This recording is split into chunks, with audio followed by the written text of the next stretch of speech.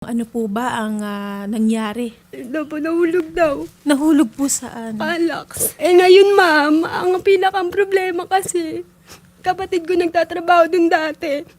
Tapos yung tito ko, alam po nila, hindi na daan si ama dun at mataas po yun. Pati private property po yun. Hindi po hindi po madaan si ama dun papunta kung saan man po. Okay, ang Calax Stateland Hills construction site, dito po talaga nagtatrabaho si sir or malayo Hindi po. siya?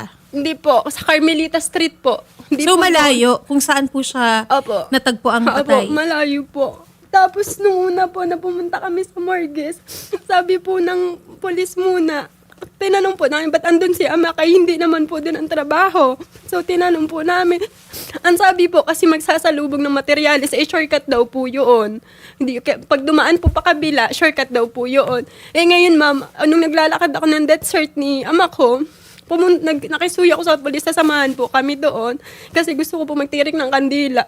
Pagdating ko po doon, ang trabaho po ni ama ay may gate na malaki at kalsada po. Ibig sabihin, doon po i-deliver ang materyales. Ang sinasabi daw po nalaglag siya mula doon sa taas na yan. Sa taas daw po. Tapos may picture dyan, puti ang pants ni ama ko, walang dumi. Okay, ang sinasabi po ng mga kapulisan ay siya po ay nalaglag from doon po Sa sa... taas daw po. Kasi po, ilambat po kasi yung lupa na yan. May nakatusok na maliliit na kawayan. Kaya ang inano po nila, allegedly daw po, nahulog si ama simula taas pa baba daw po. Pero ma'am, kung kami po, kasi kilala po namin si ama. Hindi po. Tapos unang tanong po kasi namin, ma'am, ba't doon? Kasi di po talaga nadaan si ama doon at may tamang daan po. May kalsada po na maayos. Oo, po. Hindi po talaga madaan doon. Kung shortcut ang usapan, hindi din po. Kasi asa kalsada po ang adeliveran ng materials. Si tatay ba may sasakyan? Wala po. So nag-commute lang siya. Apo, commute lang po. Pero itong Calax Stateland Hills construction site, dito din yan sa pinagtatrabahuhan niya, pagmamayari din. Hindi ko po alam, ma'am. Kasi subdivision po yan, ma'am, na daanan ng Calax po eh. Tapos yung trabaho po ni Ama Carmelita Street, malapit po doon. Pero kung alakarin po, syempre ilang minuto pa rin po. Tanaw lang po siya kasi mataas. Pero yung kunwari po, malapit talaga. Hindi po, asadyain po talaga siya eh. Base po dito, ma'am, sa police report, ang nakalagay po dito, self-accident, alleged accidental fall incident. At meron po dito multiple abrasion and meron din siya sa hematoma, ma'am, tama sa ulo, and fracture po sa kanyang frontal bone dito po sa noo. Pero napa-autopsy niyo po si tatay? Apo. Wala bang sakit ang papa mo? Actually po, last year po, na-hospital yun si Ama. Yung kamay niya nakatupi niya. Sa sobrang niya po sa sarili niya, gusto niya magtrabaho kasi pinilit niya po, 1 linggo po, nagalaw niya lahat. Naging normal po ulit. Tapos maintenance po ng high blood. Maintenance ng high blood. Okay, kasi yung mga yon, maaari kasing indikasyon ng isang karamdaman na hindi agad-agad, no, na magmamanifest. Kung minsan nga yung iba, biglaan na lang, masustroke o pero makaka-recover ulit. Para kang na-stroke, para kang na-atake, pero magbabalik rin lang lahat ang muwang mo pagkatapos na parang walang nangyari. Buhay pa po siya, attorney, nung dinala po sa hospital. Buhay pa siya. Opo, nung doon na dinala po siya sa na ospital. Doon na siya na nawalan na. Opo. Okay, pero hindi Tinry- na siya nakakausap. Apo, tinry pa po daw i-revive, sabi po nung Pero doktor. hindi na kinaya. Sir, pwede niyo ba po kaming i-update? Okay. Ang una pong report sa amin, ma'am, may nalaglag daw na truck na may kasamang tao. So, nung papunta po namin doon, ma'am, yun pala, tao po yung nahulog. So, usually, ma'am, yung lugar pong yun, ma'am, pag di po kayo affiliate ng Calax, hindi po kayo makakapunta ron. Hindi pwedeng maglakad sa kalsada. Yes, ma'am, hindi po. Oo. Hindi po, ma'am. Yung po talagang dinaanan po ni Sir Leonardo, shortcut po yun. Yun po yung tinatawag Ma'am, nila na butas. Ma'am, hindi po siya shortcut. Kasi po may dalawang pader po kasi kasi po ang isip po namin kung shortcut po siya papunta sa kabilang side po.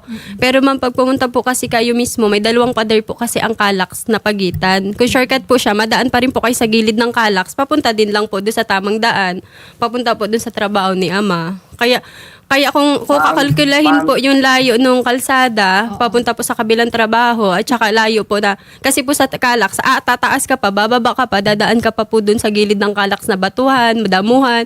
Kaya mas maayos po yung daan dun sa tamang daan po, kaya hindi po siya shortcut po eh. Bakit niyo po nasabi na shortcut? Marami bang dumadaan doon? Yes, ma'am, kasi yung nag-responde po sa kanya na may nakakita po kasi na mga nagtatrabaho sa ibabaw po ng tulay na may nahulog pong tao.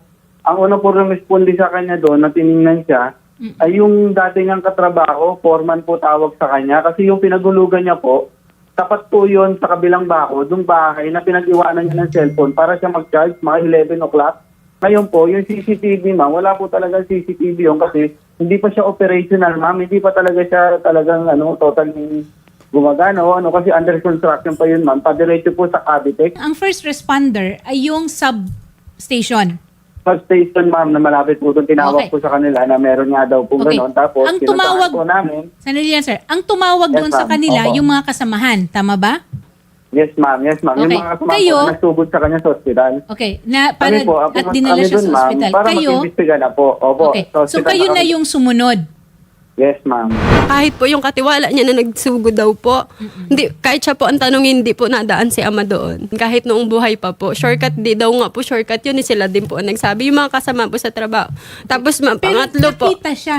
Nakita Hindi, siya. yun po, hindi po, yung kasamahan niya po, hindi po yun ang nagsugod, barangay po. Kasi po, Barangay. nagpapaload lang po yung kasamahan niya. Kasi wala po silang trabaho nun si Amay pinapunta lang po para mag-receive ng materials. Tapos kinabukasan i-resume. Yung niya po, katiwala niya po doon, nakasama niya po sa trabaho. Nabalitaan niya lang po. Tapos pagkita nga po, si Ama nga daw Okay, po. may Yun dala ba nandun. siyang pera? Po, wala po. 200 pesos lang po. Sir, ano po ang alam ninyo tungkol po dito sa insidenteng ito? May police kasi na tumawag gamit sa phone ni Jonathan, yung sa supplier natin. Oo. Kakilala rin ni June. So bali ang sabi niya sa akin, DOA daw si June pagdating sa hospital. Dead on arrival. Okay. So, kaya hindi ko maano. Pero ang nangyari kasi sa scenario, kausap ko pa si June nung afternoon at saka yung morning.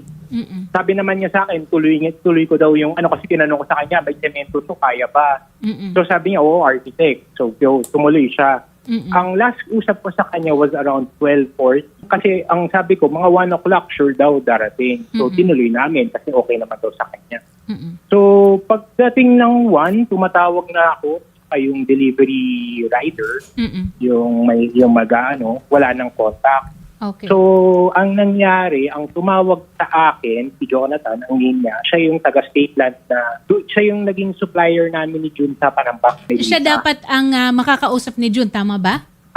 Hindi. Yung makakausap sana ni June, yung delivery. Hindi na sila nag-abot ng delivery. Hindi na, wala na. Kasi yun nung 1 o'clock, wala na talaga, hindi na mahagilap si June. Kahit ako tawag ng tawag sa kanya. Mga 1:45 or roughly 2 o'clock, tumawag sa akin si Jonathan. Sabi niya, sir, may nakita nga daw na tao sa Calax, may nalaglag. So, nung pununta, pinicturean sa akin ni June, nagpa-load siya mga 2:30 o 2:40. Nakita ko nga yung litrato.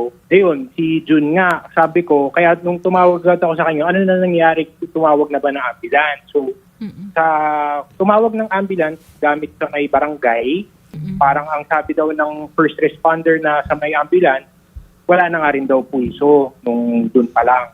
So, hindi ko na lang muna kinonsider. Pero nung hapon na, mga 4 plus or something, dun na tumawag sa akin yung police. Sabi nga, iniimbestigan nila noon. Tapos ang sabi nga, diniretso niya na sa akin na DOA nga daw. And then, sabi niya kung may call pa daw, open ko lang daw yung line ko. Sabi ko, sige, okay lang, go lang para malaman ko rin kung nangyari. Although, pagkatapos noon, wala na, hindi na ako natawagan. Architect, yung pong lugar na kung saan siya natagpuan, directly across lang or nasa baba nung yung tinatrabaho niya? Sa totoo lang, nung nasabi sa akin nalaglag siya akala ko nga, nalaglag siya sa bangin, yung bangin sa isang ginawa namin noon na siya nagtambak Okay. sa site. Mm-mm. Hindi pala, which is sa Calax pala. Kaya nagulat rin ako. Sabi ko, paano siya napunta dun? Kasi may daan. Never naman ako nadaan sa Calax. Kasi ang Calax kasi doon, tumagos talaga sa gitna ng village. So, hindi ko rin alam. Pero ang sabi nga, yun nga, sinasabi, shortcut. Pero ako kasi, hindi pa ako nadaan doon. Kasi ang ginagawa ko, yung kung saan man yung daanan ng village, doon ang daan ko. Okay. Tapos, may under the bridge ng Calax. Ganun Okay. siya. Sa autopsy din po kasi pagkasabi din po kasi dalawang bagay yung nangyari, posibleng nangyari. Isa daw po, mampas talaga si ama sa mantiga sa bagay. Or hinampas si ama ng matigas sa bagay. May ganun po kasing usap, kaya parang lalo po kaming nagano kung anong nangyari. Naiintindihan natin. Nung sa autopsy, hindi nakitaan ng kung meron bang stroke or or Hindi umabot po, ba sa ganun? pati po yun Wala, sa alak, wala daw po, di Wala, daw kasi po walang laman nakainom. ang niya. Maaaring aksidente lang talaga, no? Maaaring yung tinatawag natin na dead weight kung nawalan siya ng malay. Pero o kung ano. paano po nandun? Paano po Yun ang nanandun? Yun ang isa. Bakit? Paano siya umabot doon? Sino ang huling kausap niya nung umalis siya doon sa site? Kasi meron po silang konbo ni architect na architect, andito ako sa Carmelita Street, antayin ko ang materyales. Pero wala pala siya doon. Andun po, may video din nga po May video doon. Opo, Pero lumakad siya, umalis siya. Yun po yung hindi na namin alam kasi huli na pong message nila. Yun na po. Tapos hindi na po nakonta kasi hindi na po namin, 109 po yung pinakang huling gumamit siya ng cellphone. Yung cellphone ni ama, sa bag niya po, yung bag na inaano sa gilid ng tiyan. Ay, syempre, kung nagulong-gulong siya doon, may basag, yung may sira, yun ba? Or may ano po baga. Tapos si ama, doon sa video po, ang tuhod ni ama nandun sa malaking bato. Wala man pa sa tuhod. Hindi naman po namin, kaya marami po kaming tanong, di masagot-sagot. Nakailang balik kasi din po si ama doon para sa sahod.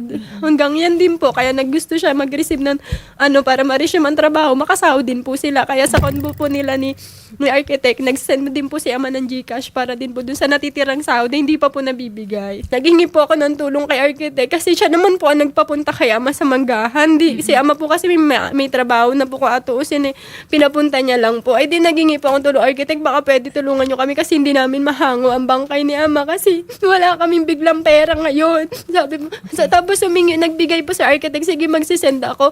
Yun lang yung kaya ko itulong. 20K po ang nag-send siya. Tapos nung ikaumagahan, nalaman ko kay nanay na kaya pala pumunta din si ama doon kasi makakasingil po. Kasi nakita po namin sa cellphone ni ama, may binang message po siya na, oy makakasahod na, pag-uwi ko mamaya makakasahod na kayo. Okay. Architect, meron pa po bang dapat na ibigay na sahod? Pa bang- Bali, ang nangyari po, nung araw ng gabi na nakausap ko si Jun, Jun. nagbigay na po ako ng 10,000 sa kanya.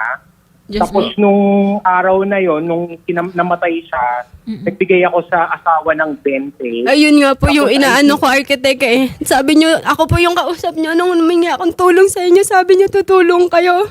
So tinanggap namin, Opo. ginastos namin kay ama. Tapos nung umaga, minessage kita kasi may natitiran sahod sa'yo si ama, anong ginawa mo? Sabi mo, di ba nag-send na ako? Yung palang tulong mo, ay huling sahod nila. Ama, ay nagastos namin. Nag-send pa po ako nung sunod na araw. Yung 10 na nag-text po. kayo. Kaya po, Pero ang bali, huling total sahod po na nila, ama naabot sa ko po inyo ay is 28. 40,000. Tapos sabi Bawasan niya na po, rin yung sobra-sobra noon pa daw po. Ay, kung alam po namin, nasa sahod naman pala yun ng ibang tao din at ni ama. Hindi po namin ginastos yun.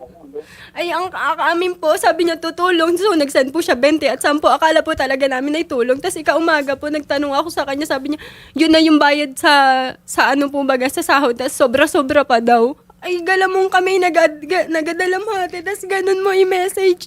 Okay, baka Ma'am, yung meron lang. binigay ko po is para sa patay po yun, hindi po yun sa sahod. Yun sa Okay. sahod, nagbigay pa po ako doon sa mga tao niya doon. Okay.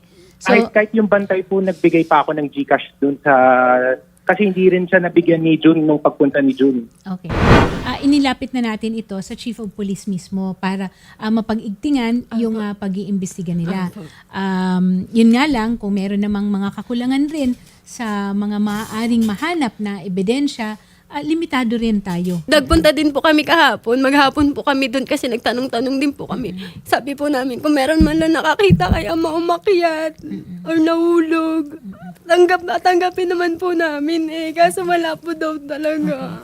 So- Kaya sana kung may nakakita, kontak po ba? Paliwanag lang talaga.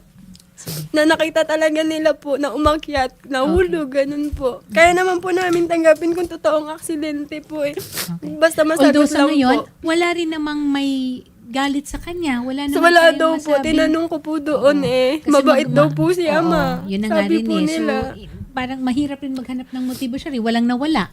Hindi Wala nawala ang po. cellphone niya. Wala. Wala naman siyang dalang pera para pag-interesan ng kung sino, di ba? Po. In the meantime, dasal para sa papa mo na sana ay tahimik na siya. No? Matahimik siya. At kayo rin. Leonaline, ang aming pong taus-pusong pakikiramay. At sasamahan po kayo ng reporter po namin, ma'am, regarding po dito sa investigation. Pasalamat po, magandang hapon po.